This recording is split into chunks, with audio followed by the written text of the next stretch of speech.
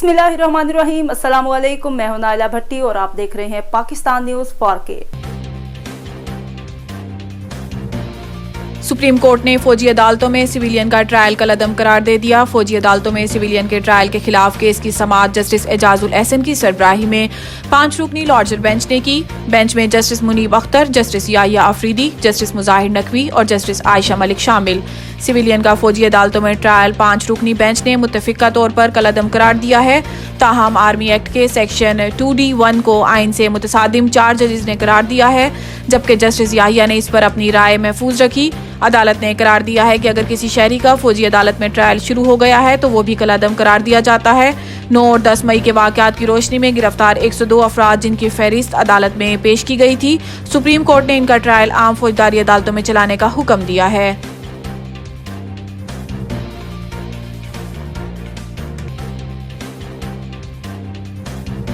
नवे दिन में इलेक्शन मुमकिन नहीं, वो बात बताएं जो मुमकिन हो। आम इंतखाबात केस में चीफ जस्टिस के रिमार्क्स।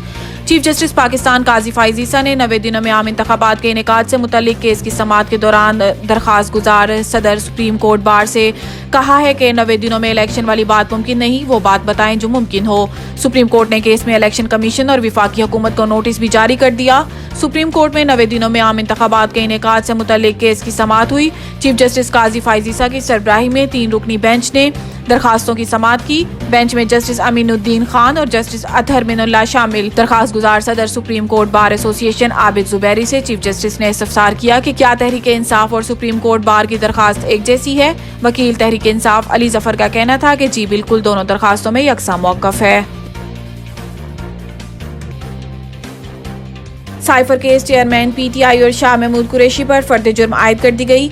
ऑफिशियल सीक्रेट एक्ट की खसूसी अदालत के जज अबुल हसनात जुल्कुरनैन ने अडियाला जेल में समाअत के दौरान फर्द जुर्म आयद कर दी। चेयरमैन PTI और शाह महमूद कुरैशी ने सेहत जुर्म से इनकार किया है। अदालत ने फर्द जुर्म रोकने की चेयरमैन PTI की दरखास्त मुस्तरद कर दी। अदालत का कहना था कि आज की तारीख फर्द जुर्म आयद करने के लिए रखी गई थी। फर्द जुर्म आयद की जाती है। इवन फील्ड अल अजीजिया रेफरेंस नवाज शरीफ ने सजा के खिलाफ अपीलों की बहाली की दरखास्तें दायर कर दी। वकील अमजद परवेज ने नवाज शरीफ की जानिब से अपीलें बहाल करने की दरखास्त दायर की है।